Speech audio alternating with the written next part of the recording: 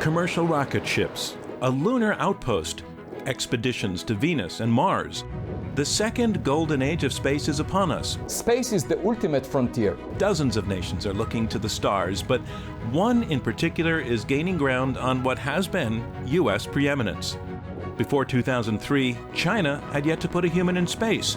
A lot has changed. A potential trillion-dollar market is now up for grabs, and Beijing's ambitions are growing. We should be very afraid of a U.S. China space competition and its consequences for all of us. As are those of private entrepreneurs. Just like we have Facebook and Google now, the powerhouses in the future are going to be huge space companies. Perhaps a new space race will kickstart what JFK once called the best of our energies and skills. But there are dangers. Competition between great powers could unleash new military posturing with grave consequences. It'll escalate, of course, to potential nuclear confrontation. So, is a U.S.-China space race good for humanity? Join us for That's Debatable, presented by Bloomberg and Intelligence Squared.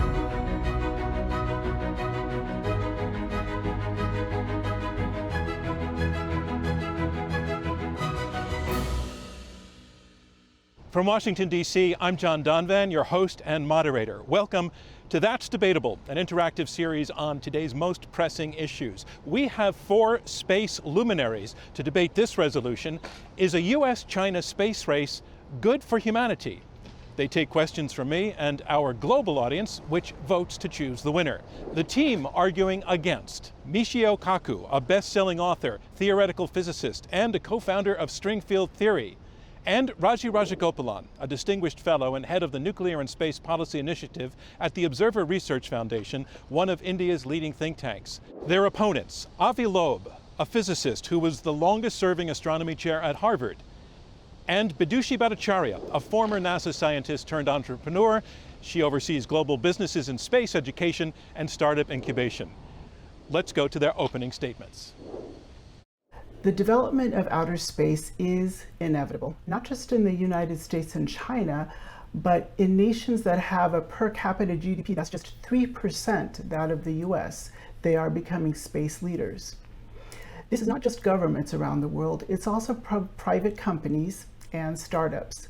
The price tag for space tech has dropped by a factor of up to 10,000. Access to outer space is indeed democratized. Space-based goods and services are exponentially growing, and it's a global sector.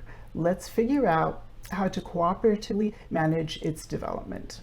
A cooperative alliance that pools expertise from around the world would allow the United States to access goods and services that we cannot access if we just work on this alone. Let's be clear about this. Space is democratized, and exponential change is inevitable. Would a U.S.-China space race be good for humanity?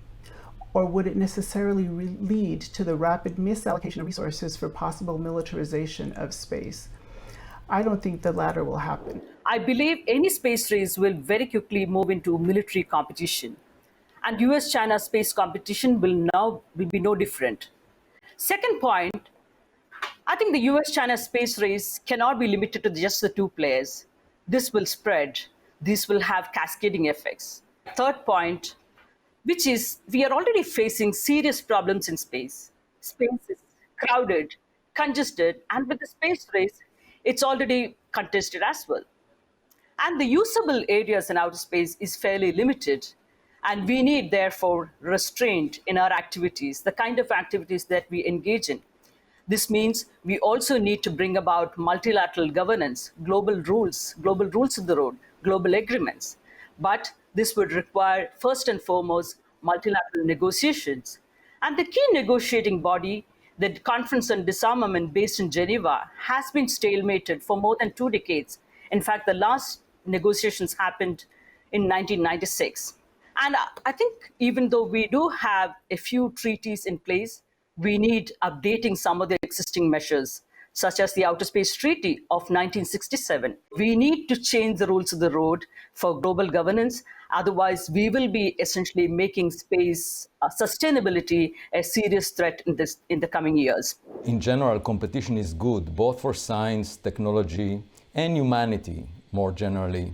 Now, the competition between nations started in the oceans.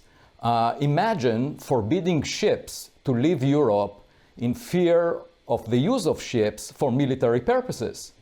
Where would we be today? The other point to keep in mind is that it's impossible to enforce space laws, especially in the private sector, since the private sector is outside the boundary of countries. Space is the ultimate frontier. And it's also important for national security. We cannot assume cooperation by other nations, and we must protect our national interests. There is a strategic advantage operating from space for surveillance satellites, warning systems for ballistic missiles, monitoring and cleaning up space debris, and monitoring existential risks such as climate change, pollution, or weather patterns. Anyone arguing against competition signals an inferiority complex, and I do believe that the US and its partners will and should win the competition as we did with the Soviet Union. Obviously there are concerns, but we should move forward with our aspirations. I'm a professor of theoretical physics, but I also realize that physics can be used for peace as well as warfare. We're talking about the fact that our missiles travel at 18,000 miles per hour. Within a matter of minutes, you can knock off the enemy's satellites, communication systems, power systems, and create havoc and paralyze and blind the enemy, which gives incentive for a first strike. Because if you strike first, you can blind the enemy. If you strike second, you may not survive the strike second. Second of all, it'll escalate, of course, to potential nuclear confrontation, but there's a wild card. The wild card is the electromagnetic pulse. Back in the 1960s, the United States sent a Thor missile over the Pacific, detonated a hydrogen bomb in outer space, and was shocked at the electromagnetic pulse, which paralyzed communications between San Francisco and Tokyo, set off burglar alarms all over Hawaii. A small country like North Korea, being outgunned, can shoot a warhead over Kansas and potentially knock out a good fraction of our satellites and power systems in the United States. That's the great equalizer. And who's the most vulnerable if it goes to a first strike? We are. Over 50% of the satellites in orbit are tied to the US military or the US economy. And remember, a new arms race is brewing now. Hypersonic weapons. That's the name of the next round of competition. Destabilizing weapons that are maneuverable, that travel up to 20 times the speed of sound. Let's not be naive. The Russians are working on it. The Chinese are working on it. We are working on hypersonic drone vehicles, and a whole new arms race could start. So the window of opportunity is now. Now is the time for a treaty before hypersonic weapons destroy our chance for a peace in outer space. Those are the opening statements, and here's how we determine the winner. Our audience voted on this motion. 47% were for it, 33% against, 20% undecided. They will vote again after the debate, and the team that sways the most votes from one side to the other is our winner. That wraps up round one. Coming up next, AI technology breaks down what matters most in our debate. Is a U.S. China space race good for humanity?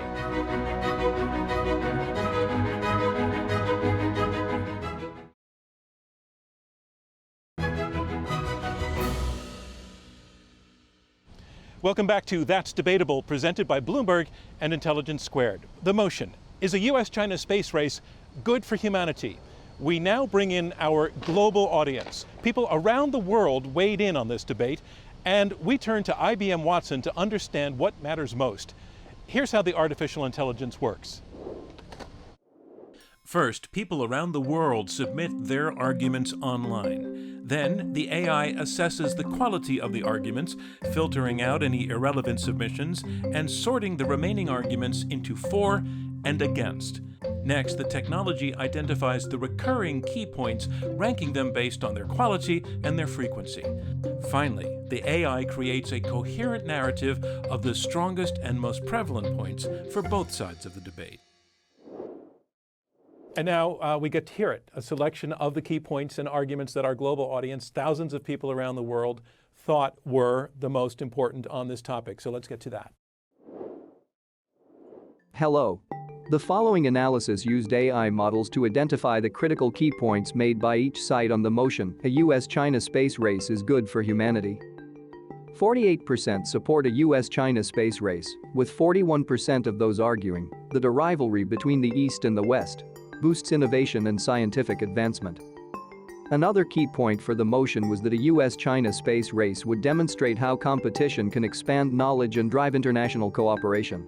One argument was that sustaining life outside of Earth offers a new chance to change social constructs and forms of cooperation. People also think a space race helps drive technology, jobs, and hope. The remaining 52% were against the motion, with 14% of submissions arguing that a U.S.-China space race will have serious negative consequences. One argument said increasing competition and division between rivals will not benefit humanity as a whole, but rather serve to divide us. Another key point against the motion was that it will be a waste of precious resources. And a global space spending spree between the US and China would waste money that could be used more constructively. People also said that space colonization may worsen environmental degradation. The constant launching of missiles produces a large amount of harmful exhaust gases that contribute even more to climate change. While it would surely spur innovation, it would also distract us from more important races, such as the one to save our climate. Please visit the website to see more results. Good luck to the human debaters here on Earth. So it's interesting that the global audience brought up some arguments that none of the four of you have brought up. So, Avi, what about the argument that a space competition in and of itself would exaggerate the spending for its own sake, particularly if it moved towards militarization, and that by itself competition would skew the allocation of resources in a way that would not be good for humanity? Well, what we miss in this context is the fact that space is three-dimensional. We live on a two-dimensional surface, the surface of the Earth. And we tend to think that all applications will be related to this surface, that there would be missiles coming from one nation going to another. But in fact, what we are discussing these days is going to the moon to establish a sustainable base. That's what the NASA Artemis program by 2024 to get there and establish a base.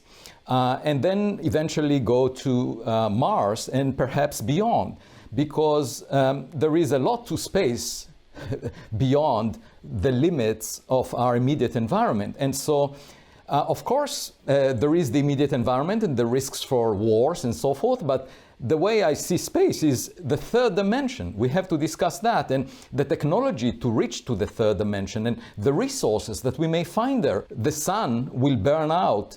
And in fact, within less than 1 billion years, all the oceans on Earth will be boiled off. So we will have to go to space. It's inevitable. And we better start now. It's possible that there are other civilizations that already did that. And if we are stuck on this two-dimensional surface and worry about fighting with each other, that's a very narrow-minded view of this three-dimensional volume that we can explore. Okay, let me take that to Raji. So I heard Avi saying, and I'm guessing everybody here agrees that there's great potential in space to find and discover resources and potentially to justify the costs that would go into that. But Raji, I think I heard Avi also saying that your note of caution on competition would have a rollover effect of suppressing the degree to which people want to work in space and explore in space and extend in space. What about that? No, I do not believe that is the case, because if you look at the number of space enterprises that are coming up, today's space is no more just it consists of state actors. You have a number of private sector players, commercial actors, and this was typically a Western phenomena, but this has changed in the last few years. Asia, it is changing in a big way. China has more than 100 space startup companies. India, again, it's changing. So the number of space actors are also kind of diversifying, and technological spin-off benefits from these companies doing different things. I think that's enormous, and I think that's a hugely beneficial. But at the same time, I do not believe the new technologies that are coming up essentially from China or Russia or even the US in that sense is necessarily towards peaceful applications of space. There are more destructive ways. Just a couple of months ago, you had the Russians, Russia actually coming out with a new projectile in space. So that was, in a sense, a first case of space weapon being tested there. So in a sense, I think the destructive aspects of new technologies are far more dominant today to me, but especially among the three key players, Russia, US, and China. So I think that brings in more of destabilizing aspects of outer space exploration than the positive aspects to me. All right, thank you, but Raji. Raji, you are basically Yeah. Oh, you go ahead. I just wanted to say that I rest my case. Raji is making my point that if the other countries make statements about ambitions for using space in ways that we don't want them to use it for, we have no choice. We basically have to be superior in terms of our technologies, such that we can enforce our set of values of using space for scientific and technological advances. But at the same time, the unbridled competition is what is the problem. Coming up, the real risk of so-called unbridled competition in space. A nation like India, China, they're going to go nuclear because they know they're outgunned. And their ace in the hole is the EMP and nuclear weapons. If it goes to a war, it's going to go nuclear very fast.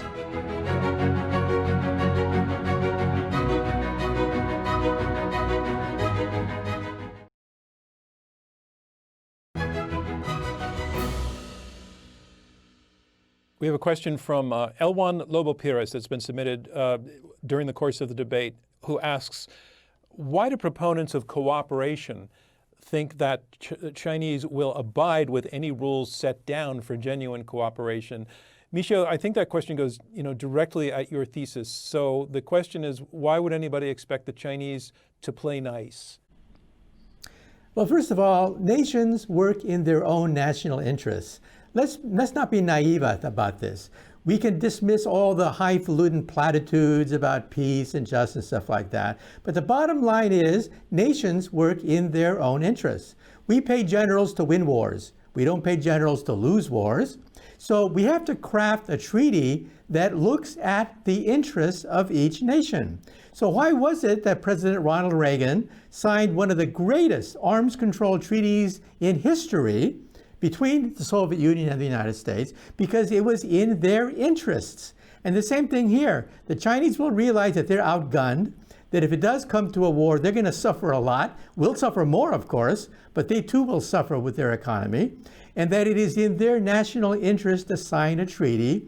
And we have to have ways to enforce that treaty and penalties if they violate the treaty. That's how we did it during the Cold War, when there was a lot more at stake than what is at stake now. And I think that nations work in their own interests. And their interests should be peace, the peaceful exploration of outer space, rather than an arms race that no one's going to win, and we are the losers. But Michio is missing a major point. Your partner. Well, I was going to bring it to Bidushi, and I was going to cite you, Avi. Bidushi, Avi, in his opening, has said that the U.S. would win in a confrontation, and Michio is saying, well, the Chinese. I think that's a fantasy. That's a fantasy to believe that you can win in a war that goes nuclear very, very soon. A nation like India, China, they're going to go nuclear because they know they're outgunned. And their ace in the hole is the EMP and nuclear weapons. If it goes to a war, it's going to go nuclear very fast. But Michio, you are missing a crucial point. Can I just say in one sentence? Jump in on that. No, because I've asked Bidushi to come in, and then I'll come to you. Thank you for respecting that. Go, Bidushi. Yes, thanks. I think we're missing the point here and looking at warfare in a very traditional way. You have to talk about soft power. And Michio, you mentioned having treaties that are in the interests of everybody. So think about space tech and China. Let me tie NASA together with China for you. China has really bad issues with pollution right now. Yesterday, NASA landed on an asteroid and scooped up material to bring back here to Earth. How can that be applied? It can be applied in mining, for instance. The asteroids out there contain all the material that we currently mine here on Earth. So if we continue to develop space technology, we would alleviate pollution associated with mining here on Earth, not just for the US, but also for China.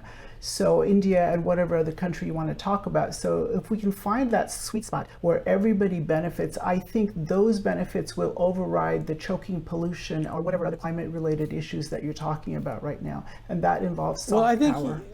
I think you raise an interesting point. We want a win-win situation, not a lose-lose situation. If it goes to war, it's lose-lose, with we as the biggest loser. There's a win-win situation when we sign a treaty that regulates the arms race, that sets guide rules and penalties if you violate them, and seals into stone, in some sense, our superiority in certain aspects of missile technology. That would be a win-win situation because in everyone's interest to manage the arms race rather than let it spiral out of control.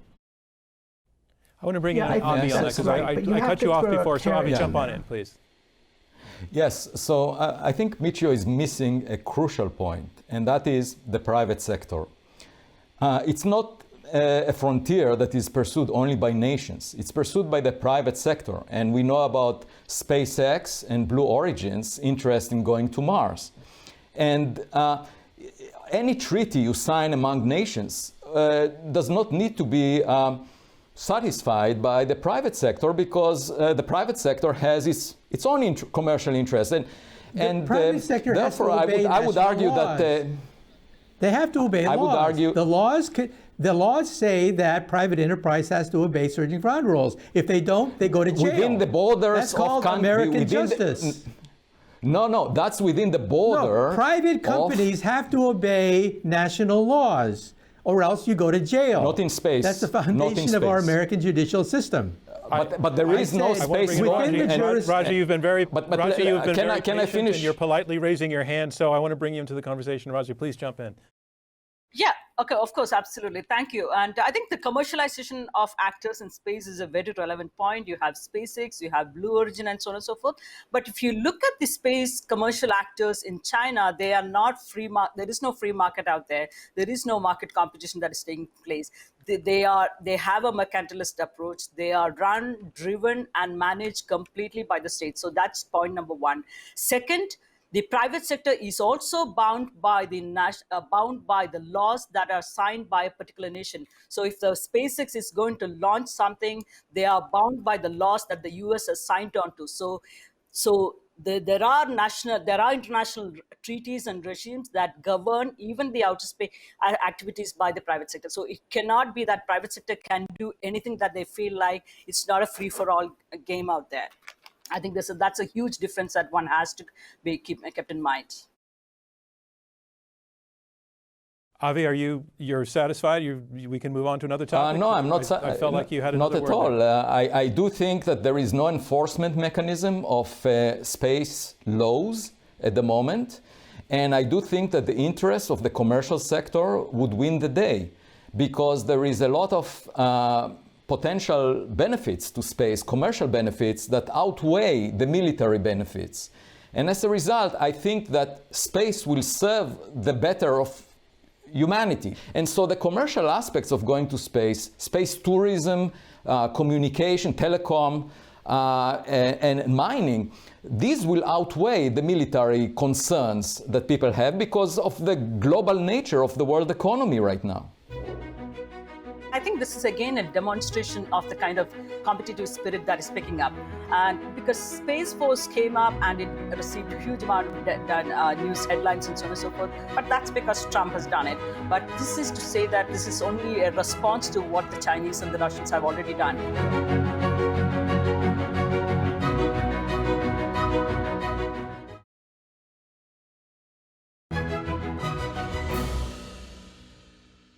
Welcome back, everybody, to That's Debatable, presented by Bloomberg and Intelligence Squared. The motion: is a U.S. China space race good for humanity? The arguments touch on business, politics, and economics. Is it the case that, as during the Cold War, a new space race would spur scientific advancement and collaboration? Or would this new round of competition lead to the militarization of space and put us all at risk? Since the Soviet Union's Sputnik launch in 1957, nations and private companies have jockeyed for their spot in the sky. Today, it is dominated by new contenders. As competition takes off, the Trump administration established the U.S. Space Force in 2019, the first new military branch in more than 70 years. I asked our debaters, is that good or bad for humanity? Well, let's face it, it's basically a bureaucratic maneuver where we move a lot of desks, we move people's budgets, give people different titles, because the Air Force already has a space division, so does the Navy, and so we're simply ratifying something that already exists. It sounds great. Perhaps people will rally around the flag, I don't know. The point is that it does not change the dynamics of what's happening on the ground. Funding is still going in this direction. Private enterprise is still moving in its direction. And I think that outer space is going to be a province for economic development. I'm all for that. What I'm saying is that that economic development should not be in the interest of weapons that go nowhere, that destabilize the situation, and can only lead to a war. I would echo what Michio just said in terms of us shuffling desks around. What they've done is just taken what's already been done by the Air Force and the Navy and turned it over to this new division. It sounds very cool, it gets people's attention. I'm not sure that it increases our assets or our capabilities in any direct way. But I did want to address this issue of treaties and enforcement. We've been talking a lot about having treaties between countries and making sure that if you launch from a certain nation that you follow the rules. But remember, as Avi said, space is three-dimensional. Space is huge. So what are you going to do in the next decade or so? And I know this from being in the sector for 30 years and having more startups in particular in the last 5 years. In the next decade or so, we're going to have the capacity to print material from lunar regolith, from material on the moon. And pretty soon we're going to be launching from the moon. Who owns the moon? How do you regulate this? And as we step further out to the asteroid belts and beyond, these rules are going to have to be regulated somehow. And there is no universal body that can reinforce this. So we do have to take a different approach, because you can't just constrain these rules to this small bit of Earth and a sort of shell of space around us. It's just not going to work in the longer run. Can I make a small point, Raji? John? Yeah, please. I would like you to do that. Go ahead. Mm-hmm. Okay, so I just wanted to kind of talk to the Space Force question. And I think this is, again, a demonstration of the kind of competitive spirit that is picking up. And because Space Force came up and it received huge amount of news headlines and so on and so forth, but that's because Trump has done it. But this is to say that this is only a response to what the Chinese and the Russians have already done. The PLA, for instance, the Chinese military, the PLA Strategic Support Force, came about in 2012. And the Russians had done similar reorganization a few years ago, in a sense. It's bringing about greater coordination of different resources, different inputs such as cyber, electromagnetic weapons, as well as space under one command, in a sense. So this is, you are seeing the securitization of space in a much bigger way than we would have really liked it to be. So in a sense, Space Force got a lot of attention, but I think there's a lot of other activities have been going on in terms of institutional mechanism, as well as coordination in other countries, such as your opponent, such as China and Russia. And I think those need to be looked at as well. Coming up, we had it in the 1960s, but can we regain our excitement over outer space? We should embark on it, and of course there are political and military concerns, but there is no way out of moving forward. That's the wave of the future, and that's what excites the public.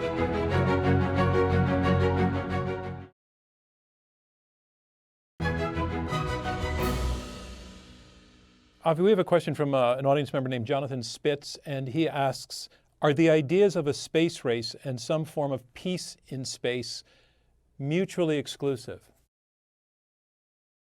I don't think so. I think, in fact, going to space will encourage cooperation. We have to cooperate in terms of understanding how to live in space for longer periods of time and how to establish the habitat that we have naturally here on Earth. So space has great benefits to science, understanding whether there is life in the universe. You know, that's a fundamental question. Are we alone? And so first we need to explore the objects around us. We might find clues on Mars, whether the early liquid water that was on the surface of Mars generated life as we know it on Earth. And that's a fundamental question that interests most of the public. So just being worried about space, not exploring space because of the concerns about military uses of space is the wrong attitude. We should be brave. It's just like the next frontier. We should embark on it. And of course, there are political and military concerns, but there is no way out of moving forward. That's the wave of the future, and that's what excites the public. I think the public is looking for an excitement of the type that we had with the Apollo program. Since the 60s, we lost that sense of excitement. And science can bring that excitement back to the main street by exploring space. And so giving up on that resource and worrying about treaties... You're saying, Avi, I think that... you go ahead, Michio. Okay, first of all, I'm all for exploring outer space. The dinosaurs, for example, the dinosaurs did not have a space program. That's why there are no dinosaurs here today on this debate. They got wiped out. We do have a space program, and so I'm all in favor of exploring outer space. But what could stop the exploration of space? What could stop the whole thing is if space gets militarized. And all of a sudden we have war zones and different areas mapped out, different nations declaring supremacy in different areas. That could ruin everything.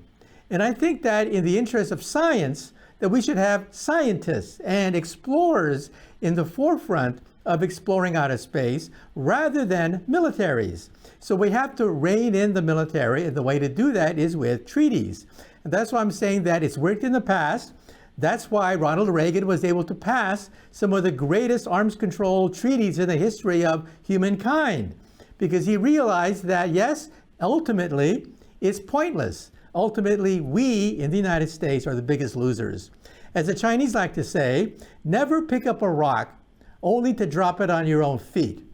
To pick up the militarization of space is to ruin outer space, to make it into a political football between militaries, and that is the opposite of what we scientists want.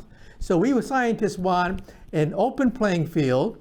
We want to have science for the benefit of humanity, not for the benefit of some politician or some military. That's why we need a new outer space treaty. I completely agree with that, but let me just make one simple point, that all the military applications are concentrated on the surface of the Earth right now. And as long as you move far enough from the surface of the Earth, then it's just science. And so if we have our ambitions on the moon or on Mars and beyond, then I don't see any military concern of going to Mars. You know, I can see commercial benefits. So that's why I have no issue with going deep into space. Of course, if you are close to the surface of the Earth, there are military applications. But going deep into space is great for science. But the question is, who's going to plant a flag on the moon? Michio, can you hang on? I want to give Let me Bidushi just jump in here. Yeah, thanks, John. I just want to jump in and point out something else, which is that militaries dominate whatever frontier you're talking about because of money, right? The U.S. military has far more money than anybody else in the country at the moment. Same with any other government. That's where the cash comes from. But you're not thinking about the commercialization of space. Once space becomes truly commercialized, those asteroids that I talked about earlier, they contain literally trillions of dollars worth of material that can be brought back here to Earth. So the balance of power in terms of actual financing, in terms of actual outcomes for space, I think is different now than it ever was before. So this thing with treaties and governments, I think it's an important thing to consider, but it's very limiting. You really need to think about the commercial aspects and how quickly that's growing. And just like we have Facebook and Google now, the powerhouses in the future are going to be huge space companies, not just the military. Raji, I want to just ask you a bottom line question on this. If China does not cooperate, if China goes ahead, if China goes all out to dominate space, what is the U.S. supposed to do? I think the US will have to partner with other countries, because I think the partnership is the name of the game. Partner with like-minded countries, whether it is Japan, whether it is Australia, UK, France, India. And I think each of the like-minded countries can contribute in their own ways to strengthen the US competency. And I think overall complement the US capabilities in this regard. So I think that's to happen. I think that we might come to that stage. But I think I also want to make one distinction between militarization of space and weaponization of space. These are terms that are used in a very interchangeable fashion. But militarization of space is something that has already happened for decades now. The militaries around the world, even the somewhat not the top three militaries, but even the lesser powerful militaries are using space for a number of military space applications. So space has become part of the military operations. There is no two ways about it. But weaponization is what we need to limit, and weaponization of space is not going to happen. It's not going to be limited without global rules of the road. And I think even though they may be difficult path to reaching some sort of an agreement, but also the enforcement or verifying these mechanisms can be difficult, can be challenging. But that is not to say that you don't need rules, because even whether it is asteroid mining or even other sort of activities, you need rules of the road. Let me bring in Michio, because you had your hand raised. Michio? Right. If we were to wait 10, 20 years, then you're right. China would be much more powerful, have much more bargaining chips on the table, and it'd be much more difficult to get the Chinese to sign a treaty. Now is the time, because now their space program is still in its infancy. They're at a clear disadvantage to the United States. They would be willing to engage in some kind of treaty because it's in their interest to do so. But if we were to wait for a few decades, then it's too late. We have a window of opportunity. And the same thing with hypersonic drone vehicles that maneuver that could nullify a Star Wars system. If we wait and then the Chinese and the Russians develop their hypersonic systems, they're not going to bargain them away. That'd be stupid. They have an advantage there. So now is the time, when these weapon systems are in their infancy, to begin the process of doing some kind of treaty. Now also, people said that is the one benefit of the space program is asteroid mining. I agree, but asteroid mining, let's face it, is decades away. We're not talking about 30, 40 years into the future when we may have colonies on asteroids. No, we're talking about the situation now with militarization going on, nations testing out their different kinds of killer satellite systems. Now is the time to sign a treaty, not decades from now when we're going to benefit from the mining of asteroids, which is in the distant future, not in the near future at all. The question before you is a U.S. China space race good for humanity? The best way to handle this inevitable space race is to engineer it. Engineer it not just for our advantage, but for the benefit of all of humanity.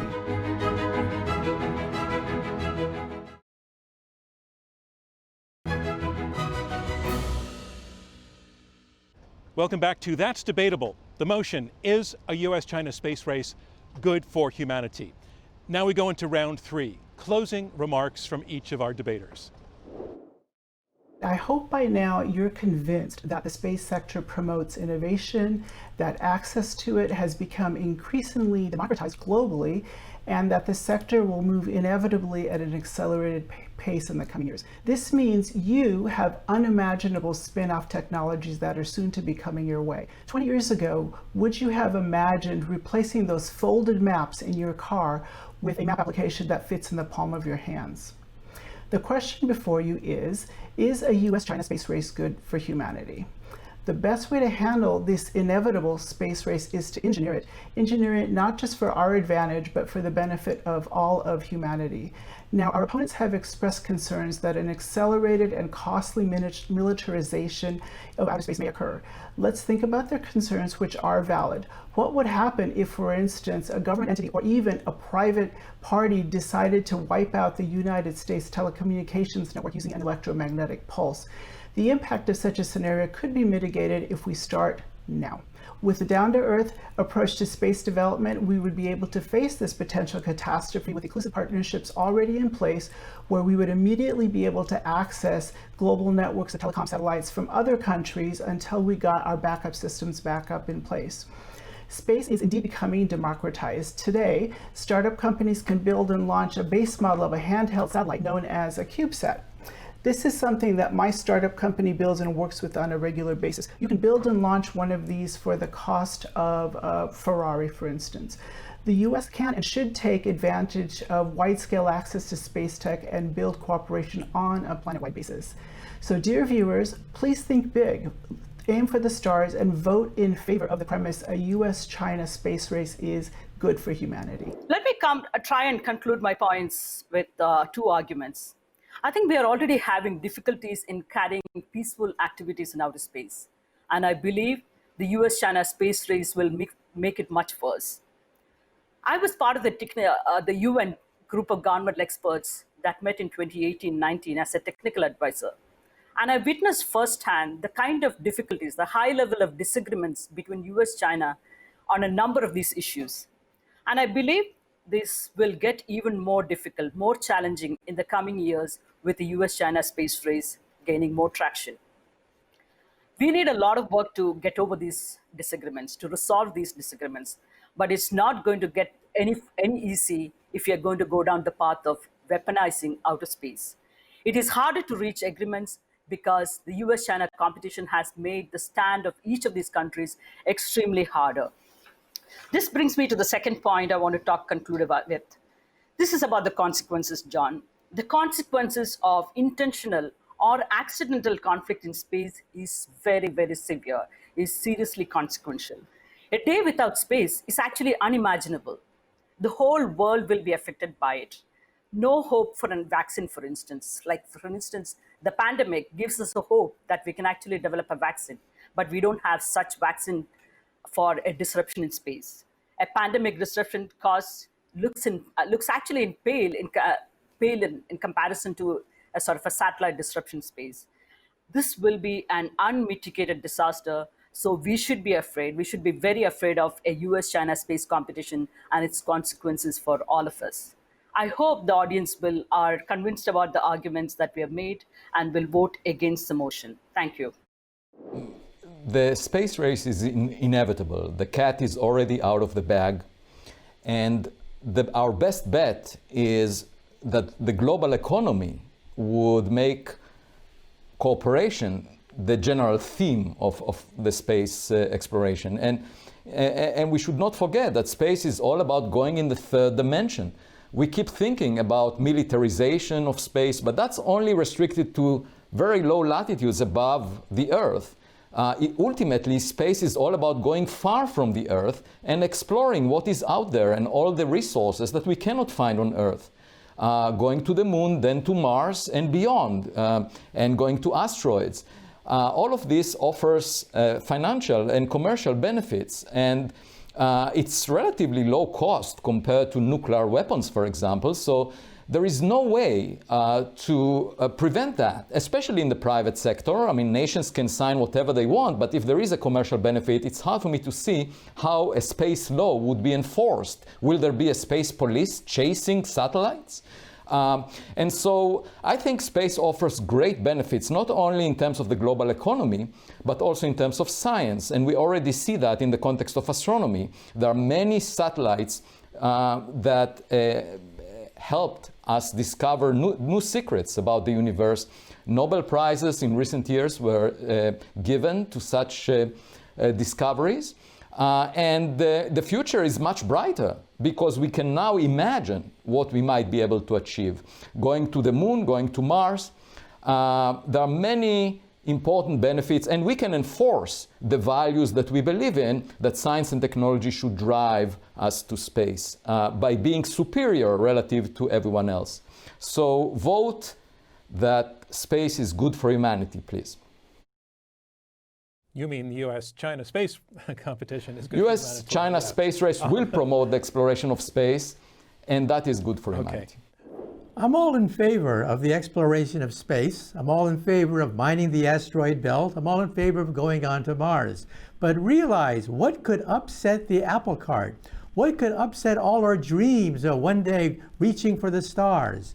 What could upset the entire thing is if a war breaks out, if we have a space race, billions of dollars being wasted, nations reaching for first strike capability, instability around the world. That's a horrible price to pay, and it's unnecessary because we could have a treaty and get it both ways. A win-win situation.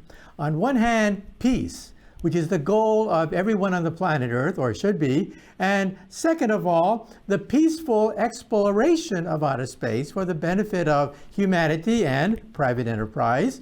And it's possible, but we have to rein in certain ambitions, that is, unbridled competition in outer space, just because we're number one. That's not the way we ended the arms race during the Cold War. Some of the greatest treaties ever signed in the history of humanity were done because both nations, the Soviet Union and the United States, realized that it was pointless. It was a waste of money. It endangered the health and safety of the entire planet Earth to continue an arms race of that nature. So I say, let's vote for a win-win situation. On one hand, we want economic progress, we want the exploration of outer space, but we want it done safely for our children's sake, so that our children do not inherit a world that's been savaged by wars. And just remember, as the generals say, they always fight the last war. The next war will be short, nasty, and brutal. Let's hope that our children don't have to face that kind of space war because we had a Pollyanna approach to unbridled competition in outer space. And now to the winner. Our audience voted before the debate on whether a U.S.-China space race is good for humanity. They voted again after hearing all of the arguments, and it is the side that sways the most minds between the two votes that is declared our winner. Here's how the voting went. On the resolution, a U.S.-China space race is good for humanity, before the debate in polling our live audience, 47% agreed that the space race is good for humanity. 33% were in disagreement with that. 20% were undecided. Those are the first results. Now, again, it's going to be the difference, so listen to the difference. In the second vote, the team arguing for the motion, they started with 47%. Their second vote was 45%. They lost 2 percentage points. The team against the motion, their first vote was 33%. Their second vote was 51%. The team arguing against the resolution pulled up 18 percentage points. That clearly makes them our winner. So I want to congratulate the team arguing against the resolution that the U.S.-China space race is good for humanity for their persuasive argument. But really, congratulations to all 4 of our debaters for shedding light, for doing this with spirit and intelligence and decency and civility. Stay tuned for Bloomberg's next debate, Don't Worry About the Deficit, in partnership with Intelligence Squared. That's coming on December 4th. I'm Don Van. More Bloomberg Television starts right now.